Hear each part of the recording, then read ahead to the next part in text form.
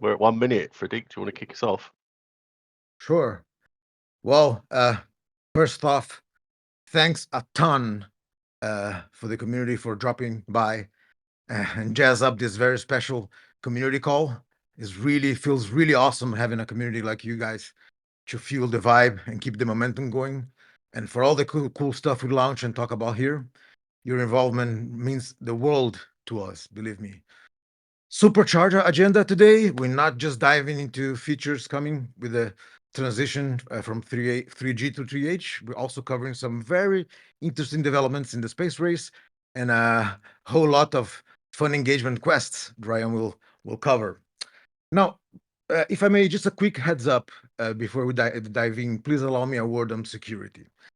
As we most of us probably know, bad actors can potentially rewrite blockchain history in proof of space systems.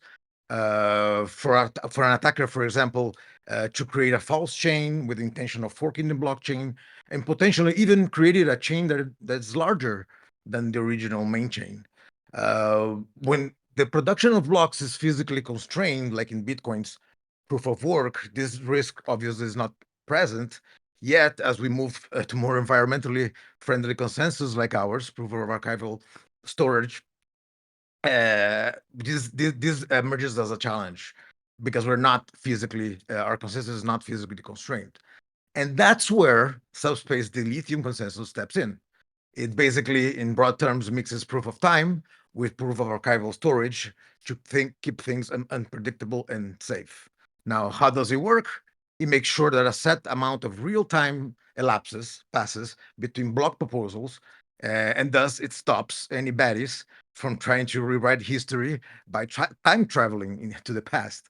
And this is why, by the way, the role of timekeepers is so important. I know we've discussed this in previous calls. I'm not going to expand on this. But now, I mean, why am I surfacing this? What's the cool part of that today? And why is this important right now? Because right here, live on this call, we are about to seed the proof of time to kick off the 3H with our seed ceremony, right? Farmers are quite familiar with seeds. I would suggest, Uh, and basically the addition of this seed is to bring randomness, the necessary randomness into the proof of time feature by using, in this case, a specific Bitcoin block height that we will reveal throughout the call. So stay tuned for that very incredible onset. And then, boom, we'll start with our Genesis farmer once we have the P proof of time seed added.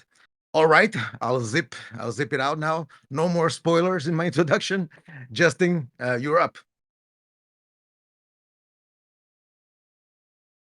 Hey, everybody, and thank you for joining us today. As Pradeep mentioned, it is a bit of a special event that we have, so I'm definitely grateful to see all of the amazing audience members we have with us. I'll just be briefly going over the current state of the network with farming and everything, with where we are currently at. As of this morning, currently we are seeing about 8,200 nodes and farmers still running on the Subspace network on Gemini 3G. Still continuing to climb up, and obviously it's great to see how many of them are located all over the world in different corners of the this wonderful Earth we share. As far as total space pledged, this has been definitely continuing to go up as well. A few days ago, we finally passed the 10 petabyte mark, and we are currently at 12.7 petabytes, or 12,725 terabytes, which is great to see. So a bunch of storage space, and luckily our blockchain history size isn't too big yet at about 40 gigabytes. And we see about almost about 8,000 qualified reward addresses at this time. So great to see the network still expanding and everything. As far as the rest of the state of the network, as you all know, we are launching some other versions today, but Gemini 3 is continuing to chug along and looking nicely. Beyond that, there's been some new Space Acres updates and some new improvements on the user side as well. So we look forward to sharing all of those updates with you all. I'll hand it off to Ved, who's going to give us a bit of a rundown of some of the new features that we can expect in Gemini 3H And I will warn you, this one is a bit of a big change. Hey Thank you. everyone, thanks Justin. Um, okay, let me just briefly take you guys through the new features that we are going to be deploying to Gemini 3H. The first one's going to be staking. With Gemini 3G, we've had the first version of staking introduced for the operators, but with it also came a bit of a scalability issues where there could only be a few set of operations that could be done by the operators or the nominators in terms of like depositing or withdrawals, whatever, whatnot that comes as part of the staking protocol itself within a single epoch. Now we've been working on eliminating such a limit as well, and so we've been testing that particular changes in the past few days, and that would be part of the Gemini 3H upgraded staking protocol. The second one would be the storage fees for the bundle. As part of the protocol, whenever an operator submits a bundle, the bundle takes some storage space on the consensus chain. So far on Gemini 3G, the operators never paid for such storage space. Now going forward, we are going to make some changes to ensure that the operators pay for the bundle storage on the consensus chain, so that the farmers get their storage fee as part of the block production itself. The implementation of this is not completely done yet. We are in the middle of testing and finishing up the implementation, but we are planning to have a migration plan that will go through as part of the runtime upgrade. So watch out our docs and the Discord channel to just get some more updates on that as and when we are ready to make that dip. And the next one, this is a bit of a technical one and a bit of a prerequisite for the cross-domain transfers that we've been planning, which was not available during Gemini 3G, was Merkle Mountain Ranges on consensus chain. Essentially, Merkle Mountain Ranges enable us to prove some pruned state on consensus chain at a very later time. For example, if you take domains, after a bit of a challenge period, the domain state is completely pruned out of the consensus chain in order to not bloat the storage on runtime. But with that pruning, we will not be able to prove a specific set of domain details on consensus anymore. With the introduction of MMR, we should be able to do that. And this is a prerequisite for XTM, which I'm going to talk in a bit. And the few more features that we've been planning on and are coming soon would be the storage fee fund for the operators. Like as I've mentioned before, operators would be starting to pay fees for the bundles that they will be submitting on the consensus chain. So how does they start paying for the fees is essentially something called a storage fee fund, which is a portion of fee that we collect when an operator or when an operator pool or a set of nominators within that operator pool starts to stake for that operator. Um, Again, do not want to go into too technical here. We will have more documentation updated, if not already, for you guys to help you understand how this fund actually works and how operators make this storage fees back by collecting from the users of the transactions that are part of the bundle itself for the storage fees. Now, the last one is sorry, not the last one. We have a few more. We've been working on a few more things. Um, we have updated the block issuance function, so that means that uh, we will start to issue the funds as soon as the block the as soon as the block is being uh, important by the nodes. Nazar will have more details on it if someone needs to get more information about this. Nazar would be happy to help you guys here. And the other one would be the challenge period. So far, for the domains, the challenge period has been driven by the domain itself, by the domain block production itself. So if the domain block production stops, the challenge period, the blocks that are within the challenge period also will always be will never go out of the challenge period. So that means the entire domain itself halts. What we've been working on is to move a challenge period, not relying on the domain block production, but rather use our consensus chain to drive that challenge period itself. So the consensus chain never stops, even if domain stops. The domain blocks that have been imported will go out of challenge period as soon as the consensus chain blocks being produced. Um, the last one, cross-domain message transfer. This is what I've been talking about as a prerequisite for this cross-domain message transfer is MMR. Once the MMR is in, the cross-domain transfers would utilize the MMR to actually move funds from consensus chain to domains, and also domains between domains as well. So XTM should ideally be able to facilitate intra-domain transfers and also transfers between the consensus chain, so up and down and side-to-side domains as well. The last one would be the permissionless instantiable domains. So with Gemini 3G, uh, we had kind of put a lock on who can instantiate the domains because we weren't fully ready for that yet. And with Gemini 3H, we'll soon be unlocking that particular feature, so anyone can start to instantiate their own domains, uh, and then uh, and then bring in their own set of operators to actually run their own domains. So yeah, these are all what I have, what we've been working on, and what we wanted to bring out as part of the Gemini 3H. If you guys have any questions, I think we can take it up at the end of the call as well. Thanks, everyone. That over to ML. Yeah, thank you, Vet. Yeah, you've been extremely busy, guys. A lot of changes, exciting changes are coming to the Gemini 3H. And now I'm gonna talk about what does it mean to you as a farmer, as an operator, as a developer, and how do you migrate from Gemini 3G to Gemini 3H.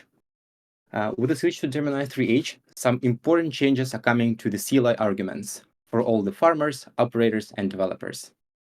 Previously, the Subspace node had several flags inherited from the substrate that were either irrelevant or not supported.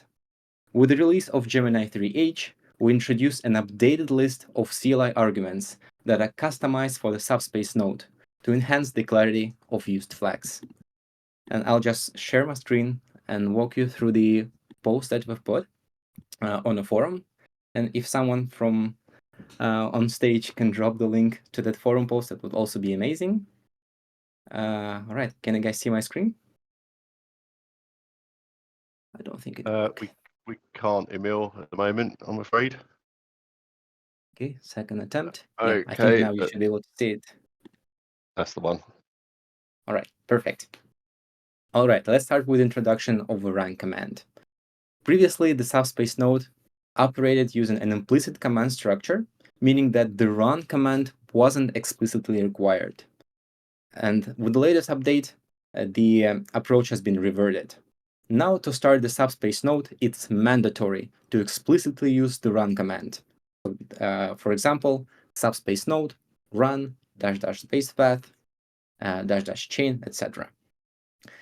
Setting base path becomes mandatory, while all other CLI commands with a path were dropped and no longer exists. And setting chain CLI argument also becomes mandatory. So each time you start a node, make sure to specify -- chain and then provide the chain. Validator replaced with farmer. Pretty sure that will be exciting news for the farmers because you're no longer using -- validator flag, but you're using farmer flag. A more meaningful setting of the RPC port as 3 commands, 3 flags, RPC external, unsafe RPC external, and RPC port is replaced by a single meaningful command, RPC listen on. As for setting the port, the combination of port and listen ADDR is replaced by a single listen on flag. And we have a newly available wipe command. So on the node side, you previously used to use the purge chain command. Now it's dropped. and everything becomes much more simple. So in order to wipe everything node related, you just use node wipe and provide path to node. And for the farmer, as usual, you would do your farmer wipe and provide path to farm. Just as simple as that. For allowing private IPs, instead of using allow private IP and DNS enable private IP, you can use a single flag, allow private IPs. For the Prometheus users, the combination of Prometheus port, Prometheus external, and no Prometheus is replaced by a Prometheus listen on, followed by the value of the IP and a port. Some important changes for the directory structure, which now goes as follows. And now Pulsar, Spaceacres, and Monorepo, it's all sharing the same directory structure. That were all of the changes to the consensus side. Now let's talk about the changes on the domain side. Some important changes for operators. The subspace node domain key command is introduced, and it makes the key pair creation simple, convenient, and safe. And the new domain key insert command is also available. It will be needed in case you need to move the existing keys or already have a secret phrase you would like to use. Setting base path, is no longer supported as a domain argument. It's being derived from the consensus's base path and domain ID. Instead of providing boot nodes, you're providing bootstrap nodes. Some default values for the listen on has been changed. The RPC listen on value is also changed unless to the specific port, unless specified differently. Chain, network identity, and name are now derived from the consensus chain and domain ID automatically. And the list of available boot nodes was updated, each getting a readable domain name. As I hinted before, generating the operator key pair is now super simple. What you have to do is to use domain key create command and provide a base path and domain ID. As simple as that, and your key pair will be generated in the subfolder of your node base path. As for some changes for the developers, now using --dev flag implies the following: dev chain, farmer, temp, for synced, for authoring, allowing private IPs, RPC call all, DSN disable bootstrap on start, and a timekeeper. Some other important changes includes that now we do support NUMA by default, and NUMA support will be beneficial for farmers with the large and powerful CPUs and lots of RAM available. And you can read more about the NUMA support on the linked forum post. And as for staking, went through some of the changes, but I'll just highlight some of them, like in a nutshell for the operators too. Bundles that operators produce now include storage fees for the bundle extrinsics. The challenge period for fraud-proof changed from 256 domain blocks or 26 minutes to 14,400 domain blocks or about 24 hours. Domain block rewards were renamed to domain block fees. The minimum nominator stake is now set to 1 TSSC. It can be set higher by the operator, but it cannot be set to lower values than 1 TSSC. And the lock-in period is changed from 256 domain blocks to 28,800 blocks, or about 2 days. These are the most significant changes that are coming to the CLI and introduced as a part of Gemini 3H. We're sure that once you get used to the new, more meaningful commands, you will enjoy more clarity that they provide. And once again, this forum post and our documentation is your best friend during your Gemini 3G to 3H migration, and we cannot wait to see you farming, becoming an operator, and developing on Gemini 3H. Thanks, and mic's over to you, Jim. Thanks, Emil. Yeah, so there's people are going to have to kind of digest. There's a lot there. I just suggest everyone gets over to the forum post and has a look after the call or during the call if you're really eager to get started, of course. But I just want to talk now about our Gemini 3H. Obviously, we're launching it with the mini space race. So I just wanted to give us some color on exactly what that means. So greetings, visionaries and pioneers of the subspace community. Today, we embark on an ambitious journey, a testament to our collective will and ingenuity, known as the Mini Space Race. This initiative is not merely a competition, it's a collaborative mission to lay the groundwork for a network that promises to redefine the paradigms of decentralization. It's a dress rehearsal for our mainnet launch and poses our farmers an interesting dilemma. Should they stay and hoover up the last few incentivized testnet rewards on Gemini 3G, or make the most of a network reset and join us on a bumpy road as we bootstrap Gemini 3H and suffer the expected replots with the target of getting a head start on the new network squarely in their crosshairs? The mini space race is structured around 3 critical phases, each designed to progressively enhance our network and solidify our community's engagement. We begin with the Launchpad phase. We initiate our journey today on the Launchpad, a critical phase where we focus on the meticulous preparation of our network. It's here that we ensure the bedrock of our system is robust and capable of supporting the grand vision we all share. The Launchpad is where we will be generating our randomness beacon based on the details of a particular Bitcoin block and laying a foundation that is as secure as it is scalable. Once the seed ceremony has been completed, we'll be moving forward by establishing a Gemini 3H Genesis block that will be the first heartbeat of our new world. A sole farmer will be producing blocks and seeding history in preparation for the liftoff phase.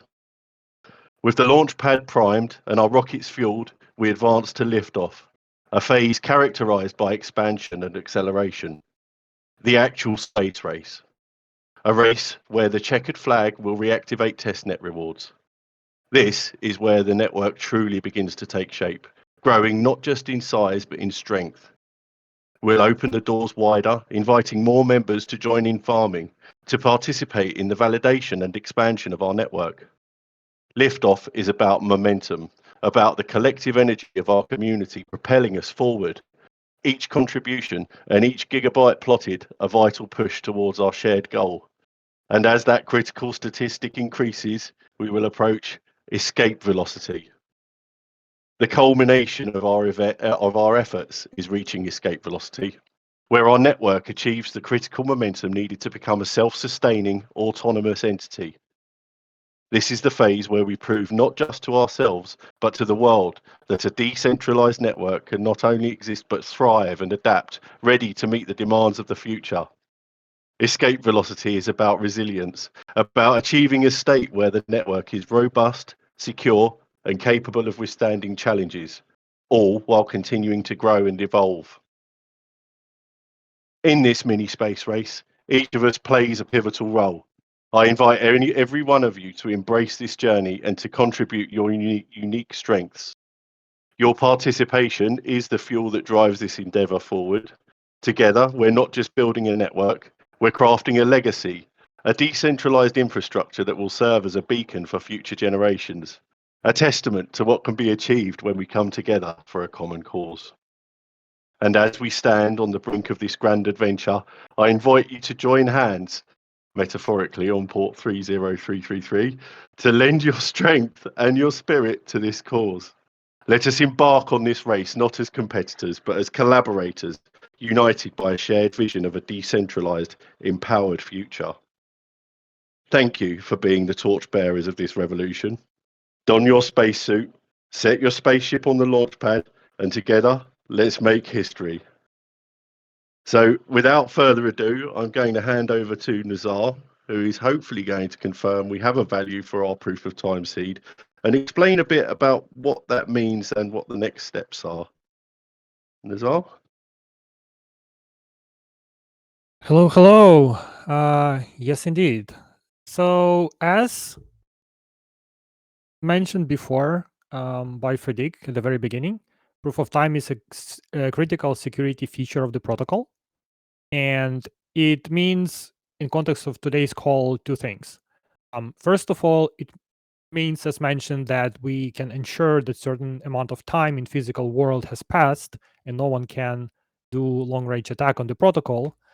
On the other hand, it also means that we can specify the seed for the beginning of proof of time protocol, and that seed can be something that we cannot know in the past. So no one can physically start, even Subspace team, that proof of time protocol before everyone else. And more specifically, we are using the latest block as of this moment in Bitcoin. This is the block 8,228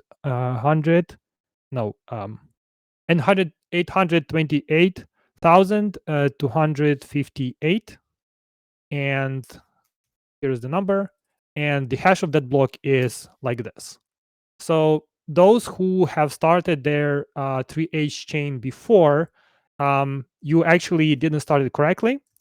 In order to correct that, you need to specify POT external entropy argument. This is the seed we are using to bootstrap proof of time network on Gemini 3H. Once you have that argument, everyone can finally start their nodes. And we are deploying our infrastructure right now. Thanks, Mohammed, on our team. And in a few moments, we should all see our Bootstrap nodes, later RPC nodes starting up. After that, we will start our Genesis farmer, and our Genesis farmer will start producing blocks. We will also start submitting transactions, specifically system remark with some data. And that will be used to seed the history. What we mean by that is we are just filling blocks with data such that by the time we enable everyone to produce blocks, there will be quite a bit of history. And for those of you who have started Gemini 3G early on, you know what was the experience like with replotting. So in order to alleviate that problem a little bit, we will create a decent amount of history at the very beginning, such that the doubling of history will not occur as often. And because of that, you will have a better experience after seeding the history. Most of the sectors that you will plot will expire much further into the future, such that you are not wasting as much compute power for the plotting process. So this is something we didn't do in 3G. We did have proof of time. We didn't have this ceremony with Bitcoin block and stuff like that. But this is something that we will also repeat at the mainnet launch. So this is basically a preparation kind of rehearsal before that event. And now I hope to see many nodes on the telemetry. Feel free to start syncing, plotting. We welcome everyone. Thanks, Nazar. So yeah, we do still have some exciting topics to discuss on the call. I hope not everyone has run off to start their 3H farmers. Now we've got that proof of time entropy external entropy command. Although I see Jonathan has. So I kind of given you the overview of mini space race, but I do want to touch on the specifics of this Launchpad phase. Excuse me. So as I mentioned earlier, the Launchpad is where we lay the foundations for the Gemini 3H test network. This phase is critical, demanding precision, foresight, and rigorous technical execution. So first, let's talk about the proof of time seed ceremony that's just taken place. It's not merely a formality. It's the cornerstone of our network's integrity and security. By establishing a verifiable decentralized starting point, we ensure that our network is built around a cornerstone of trust and transparency. Nazar has now confirmed the value we will be using as the seed. And next steps, as he mentioned, are to get the infrastructure required on our side configured with this value set up and working. Okay, I see in hex format. The network will start with the Genesis farmer. Now we have the proof of time seed, and this sole farmer will be run by the team and allows us to add seed data to the network. This data will form the initial blockchain history, and those of you in the audience who have been with us through previous phases will understand the relationship between blockchain history growth and replotting. Our aim here is to hit a balance between acceptable initial sync times and sensible replotting schedules. Remember, replotting is how new data enters the network and is core to the proper functioning of the protocol. Once the infra is established, farmers will be able to sync their nodes, but farming will not yet be enabled for anyone but the Genesis farmer. Plotting will be subject to constant replotting as the seed data continuously grows the blockchain history and triggers sector expiry. We don't know exactly how long the seeding will take, but we do invite altruistic farmers to start plotting, as it will help the health of the network when we hit the next phase. Building plots this early will require a lot of replotting, but while painful, is the optimal way to approach the new network from a rewards perspective. Essentially, farmers will have a head start if they join us on the bumpy road while we are seeding the data. And while on the subject of altruistic farmers, we would love to see those of you who are able to do so running timekeepers on 3H. This isn't currently incentivized, but you would hold a special place in our hearts if you can spare a fast call for the health of the network. Again, I would like to make an extra special appeal for timekeepers, especially those who have access to the fastest calls available on the market and can spare us one. Starting a timekeeper as close to network genesis, so right now, as possible, is our ideal scenario. If anyone wants help doing this, please reach out to us in Discord. We will be very grateful. And I'm just going to drop a link in the chat to timekeeping docs there. That explains how to do it.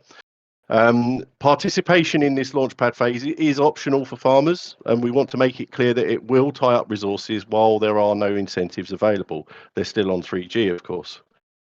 As we progress through the Launchpad phase, we'll be documenting our findings, sharing insights, and continuously refining our approach based on real-world data and community feedback, your feedback.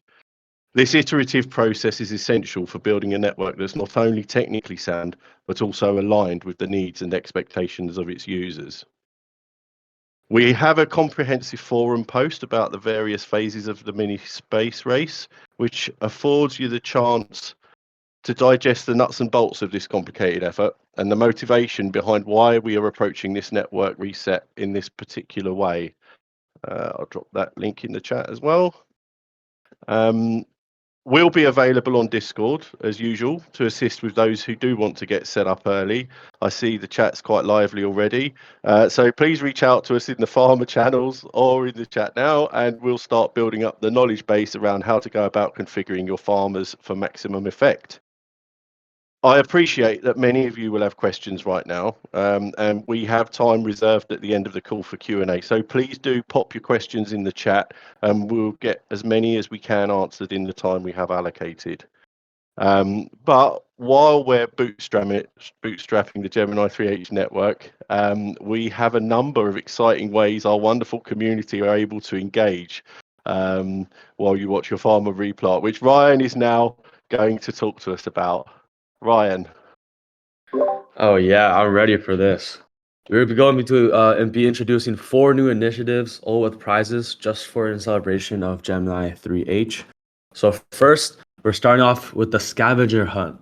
So every day for a week, we'll unveil a set of intriguing questions on the forums that have you exploring our social media and docs.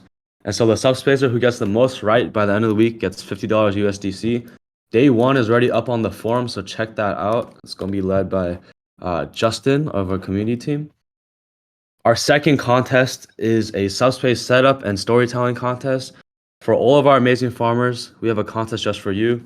We're giving away $300 USDC in prizes for the best hardware setups and farming stories. So to enter is really simple. Just take a photo of your setup and write a description of your farming journey. And as usual, there's more info in the docs, in the forums.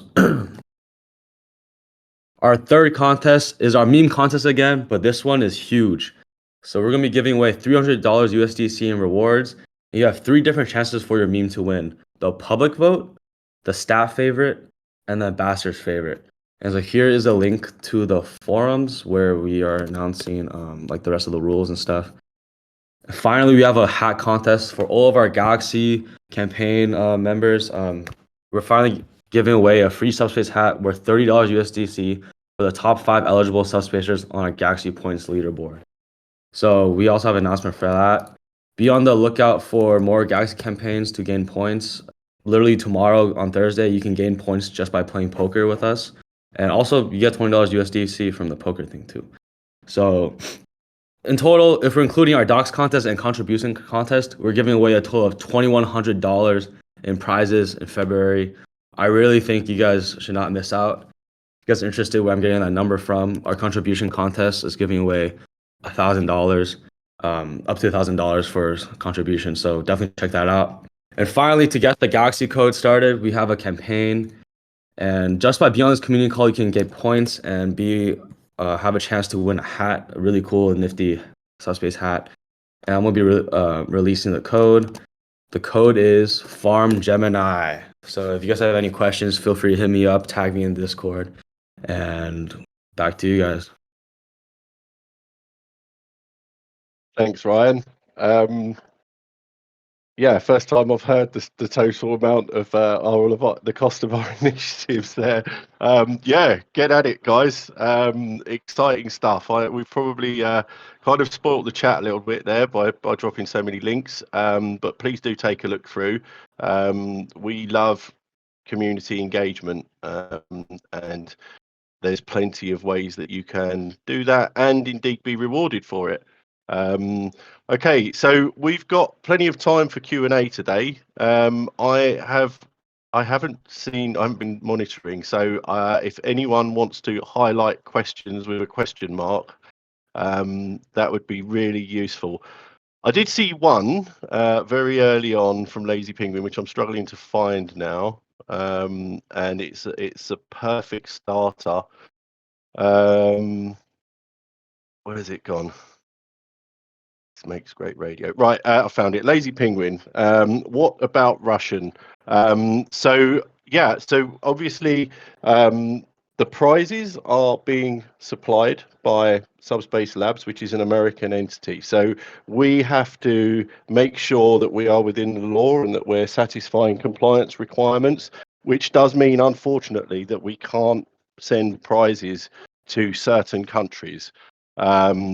We have to play by the rules, I'm afraid, and unfortunately Russia is on the list, Penguin.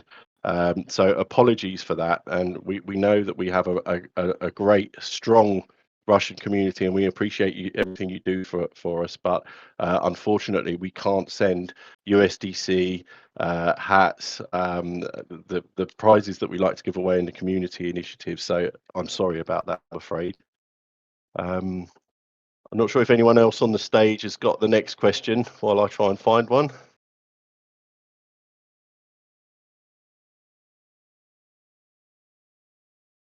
Dragon P has asked, would it be a good idea if team comes up with some PowerPoint slides next time? We try and avoid death by PowerPoint. Do you mean you want something to look at rather than our profile pictures, Dragon? Let us know. And actually, Dragon, I do want to acknowledge the really great work, the support work that you're doing in our farmer and general chats. Not to mention the likes of Punky and Sparks and Weasel. I got your name right at last. All the guys, sorry, way too many for me to name check everyone. But we noticed, and we've spotted that we've got Wolf Rage and RS00. We see that you're providing some really interesting scripts to the community. Emil and I have been talking. I'm not sure if he's reached out to you yet, but we'd love to see you in our developer chat channels. You just have to connect your GitHub account, and it's a safe place for devs to chat, and we'll be cruising those and kind of checking them as a priority. So yeah, if you want to kind of chat about RPC methods or the like, please do join those channels. We've got some initiatives in the pipeline where we will be talking directly to developers. Okay, looking for another question. Jonathan has quite rightly pointed out RPC flags only have a single dash in the post. Is that correct? I don't think it is. It kind of, we are very much, against, very much restrained by time and the amount of time we've had to get all this documentation together. Unfortunately, it looks like a small error has slipped through, but we will get them amended. I think I might have even seen Emil has already been in and made some edits. So yeah, I think everything should be corrected now. Yeah, copying from Notion to Forum didn't work. Just a single simple copy and pasting, because there was some changes that I needed to make. But yeah, hopefully everything should be up to date and correct now. Yeah, and thanks for those comments, guys. great, thanks, Emil. Yeah, and your questions about the format for the ports, IPs, and ports. I had exactly the same questions, but I've also been caught out by copy and paste from Notion to Forum, so I feel your pain, Emil. Okay, I'm getting some comments on my speech by the looks of things. Fatman asks, will mainnet beta reset farmers' power plotted in 3H? Will power be carried from mainnet beta to mainnet? Yeah. So no, all mainnet will be a completely new network. Ignoring the whole incentivized testnet rewards question, whatever you're earning, the coins that you're earning on any of the Gemini 3 networks will not transfer over. There'll be no like spoon of balances, for example. Essentially, you're helping us test a pre-mainnet version of the network. So yeah, they won't transfer. They won't ultimately be worth anything themselves. But I'll see if I can find it. There's a forum post explaining how what you earn during the incentivized phases of the Gemini 3 testnets will be converted into rewards. Essentially, there's a reward pool growing by 0.1% of total supply every week. I'll try and dig out the forum post and drop it in the chat for you.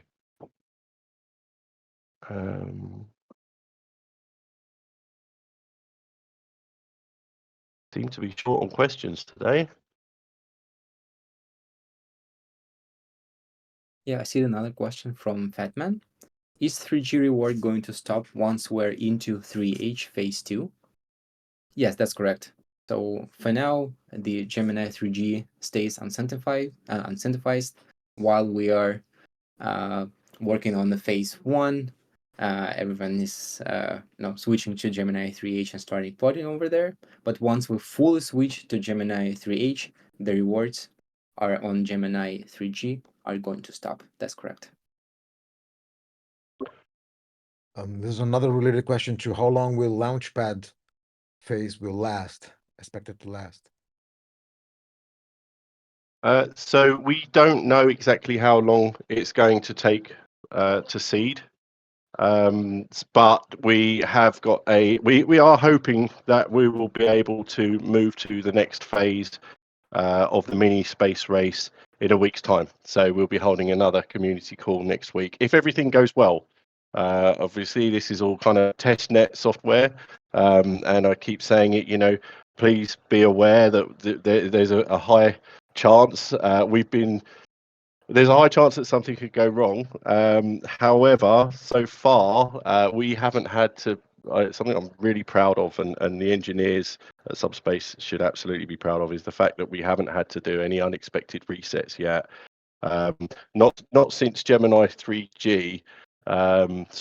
Since Gemini 3F. I meant to say, since we started the incentivized testnet, all through Stake Wars, the software has been super stable. I do just want to quickly circle back to the previous question about incentives and their migration. So it's a little bit complicated. It's not the usual we have a date where they cut over. So the whole point of the space race is that we want to generate the sense of urgency that we hope to instill at mainnet launch. So what's actually going to happen is, where I just mentioned that the incentivized testnet rewards pool grows by 0.1% a week, we're actually going to pause that from the start of the next phase, liftoff, which tentatively scheduled for next Wednesday. We're going to pause that reward pool growth until our farmers are able to plot the target, which we will be announcing next week on the call, I believe. So yeah, at which point, once we hit that target, the rewards get activated and the reward pool starts growing again. So basically, that's where you start to earn your mainnet rewards on the incentivized test net. There's a question here from CJ Stanley. I'm quite far up the chat. I see you've just come off again, Fredik. I need to catch up. But CJ Stanley has asked, how will things be in 3H with multi-processor systems? In the previous network, we simply launched several instances of the farmer.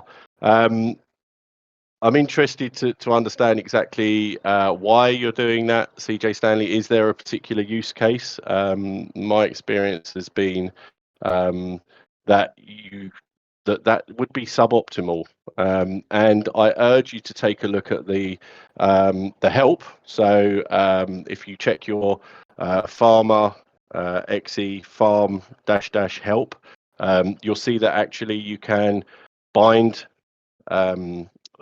farms to particular groups of CPU cores. So really, you've got kind of ultimate control there, and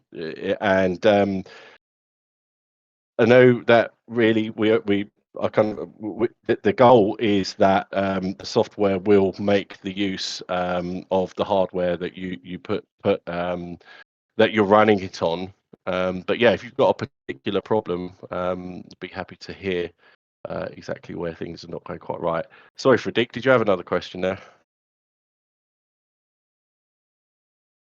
Yeah, I spotted one on whether the user can run the timekeeper and the farmer on the same PC. Yeah, it's so our ideal timekeeper is a machine that is just timekeeping. But for a testnet, I think dedicating a fast core on your farmer, it will help. But certainly, our ideal timekeeper will be one of the fastest cores on the market, if not the fastest, overclocked. It's basically so that someone can't prove time faster than you. That is our ideal. However, anyone who's got anyone who wants to participate, it all adds to the resilience and the health of the network, so it's greatly appreciated. Okay, Punky is sad to wipe 3G. I'm gonna struggle to push the enter key at some point. So there's an interesting question. I don't know the answer to this. CI point: when 3G shrinks, will replotting hit as well? Let me think. That's data exiting. No, that is. Would we need to redistribute? I don't know. Nazar, do we trigger replotting on shrinking? Hang on, no, that's not right at all. It would have to be the blockchain history shrinking, which doesn't happen. I confused myself there. So 3G won't shrink. Will EVM domains work in 3H right after the launch? Zalkis question. Okay, I don't know the answer to that. I know that we will be deploying Nova. I don't know if Nazar or Ved know the plan. It will not be right at launch, it will be shortly after. Okay. Viable One asks, where is the documentation to start 3H? And Emil's immediately dropped it. So we have updated the docs. So hopefully the usual place is what I'm going to say there.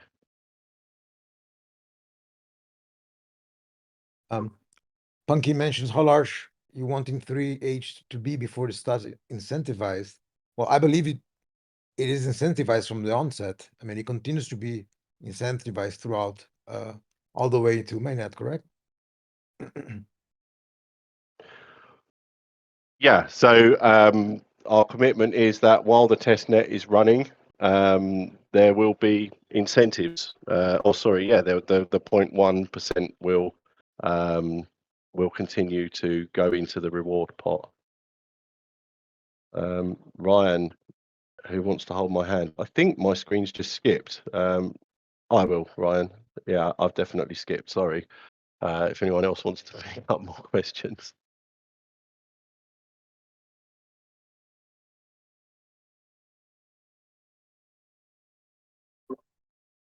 Any updates on plotting based on GPU? Marco Zoe asks. So I think it's no secret that we've been speaking to Supranational about a GPU plotter. However, we don't have a timeline, I'm afraid. We don't have Yeah, something we'll that be talking with them soon about the progress made so far, but we don't have anything that can be touched and used yet. Yeah, and I think that certain characters in Discord making claims about the existence of a GPU plotter, I would like to see some evidence first. I'm certainly not aware of one.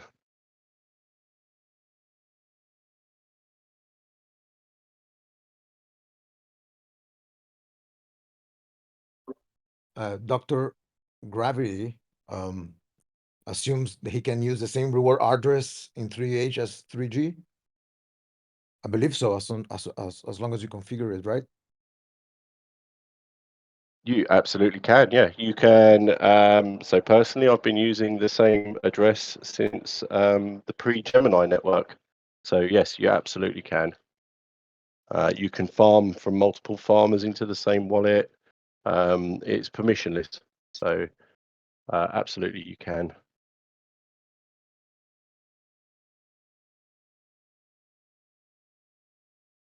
Okay, Punky's offering up Mad Max to write us a plotter.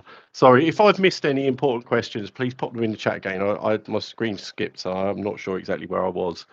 So if anyone's got something, some burning question, please do pop it in again. Reborn asking for GPU plotter. Is it done in CUDA or OpenCL? I don't know, I'm afraid. I've seen Nazar's typing. I know. For NVIDIA, it will be in CUDA. For AMD, it might be either OpenCL or ROCam. We'll see. Thanks, Nazar. And I think testament to the popularity of Space Acres, we're being asked, when do we think we're going to get a version compatible with 3H out there? I love Space Acres. I love being in my farming cockpit and seeing all my stats and the state of all my sectors. But it is Nazar's passion project. It's not officially kind of on the roadmap, but I don't know. Nazar, do you want to half commit yourself? I think in coming days there will be a 3H version. While seeding is happening, there is no rush to jump into it. There will be an upgrade path. When you run upgraded version, it will detect that you have 3G node and plots, and it will suggest to wipe them and restart with 3H. It should be pretty seamless experience once you decide to make a jump. Okay, thanks, Nazar. Enzyme, hello. The blockchain is already very large for such a short time, 60 gigabytes. What do you intend to do to reduce it as much as possible? So is it actually that large? That must have jumped if it has. But certainly it is quite large. But what you have to remember, Enzyme, is that we have been running stake wars on Gemini 3G, I assume you're talking about here. And that has required us to submit lots and lots of hefty transactions. So that exacerbated the whole replotting, but it's also contributed to growth of the blockchain history, because what you're actually storing there is the if you think about like like an archive node on another network, for example, you're actually storing the history there. So yeah, I wouldn't class the way the chain has grown on our test nets as how we expect it to go down in mainnet. So I also have some updates on that that maybe community will be excited to hear. So the size of the blockchain is a question for several reasons. one of the reasons is the sync time, right? The bigger blockchain is, the longer it takes to download. We are actually working on resolving that with a different sync mechanism for farmers that will only have to sync like the very end of the chain, and that can be identified like what needs to be synced based on the archival history. So right now, what Node does when it starts, it tries to identify what is the history of the blockchain, and then it will try to download said history and import it. What we can do the same thing in the beginning, identify the history, but then we can jump almost at the end and then continue from there because we know the previous history will never change because it's archived already. So that is one step. The sync process should ideally be maybe a few hours at most, regardless of the size of the chain. The second thing is the size of the node on disk. The problem is that the pruning mechanism in Substrate is not actually pruning everything. And we have another initiative at Subspace that will implement pruning some of the other stuff. And even right now in 3H, right at launch, you will see that the node will take less space already. So those two things together should ensure that you will have basically eventually constant space occupied by your node. Like it will grow to a certain size and it will stop there, regardless of how big the blockchain is. Of course, from engineering point of view, it's a little bit of a challenge, so it will take some time to actually get there. Thanks for the clarification, Nazar. Okay, Wang, when will it start? So I think you're referring to your node that was struggling to find peers, I think. The general advice is to leave it for half an hour, and if you don't get anywhere, try restarting. Feel free to come at us in the farmer chat. Gufen, due to the high cost of hardware and network, I would like to know if participating in phase one's plotting would be helpful or advantageous for the block reward in phase two if I had already plotted data in the previous phase. Yes, so that's kind of been the crux of the dilemma that you're presented with now. Do you want to start plotting on 3H? You know that it's going to be painful because there's going to be a lot of replotting, but you will have sectors that will be viable the second we start the space race. So that's something you need to decide yourself. Okay, right. So we've got we're kind of the questions have slowed down, and I think we probably want to wrap up now, do we? Fredik, did you want to kind of give us a little bit of a closeout?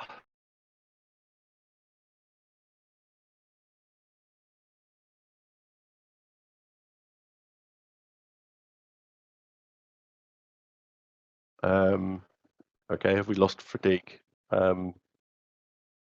Possibly. Okay, I'll take another question. Marco Zhu, as a farmer, should I continue to run 3G or should I switch to 3H network immediately? Please read the post, the forum post in detail, Marco. It is your decision, and there are definitely pros and cons. Maybe you want to split your resources half and half between 3G, where that is still incentivized, and the other half to 3H to try and get a head start. Fredik, are you back? Yeah, sorry, my mic wasn't muted. Yeah, I wanted to take the chance to, I hope really you all had a great time participating in this very important milestone towards mainnet. It's always wonderful to see the community come together and engage lively, as we can see here in the lively discussions. Huge thank you to each one of you for your questions, for your participations, and above all, for the positive vibe you bring to this community. I think today we capped at 151, which seems to be an all-time record, and I'm really moved and excited about it. Please do keep an eye on the announcements channels for future updates and some of the events that are upcoming that we have in store for you. And well, I'll never cease to repeat. Your participation and support is ultimately what really makes our community thrive. Thank you all very much. Thanks, everyone. Thank you, everyone, and have a great day.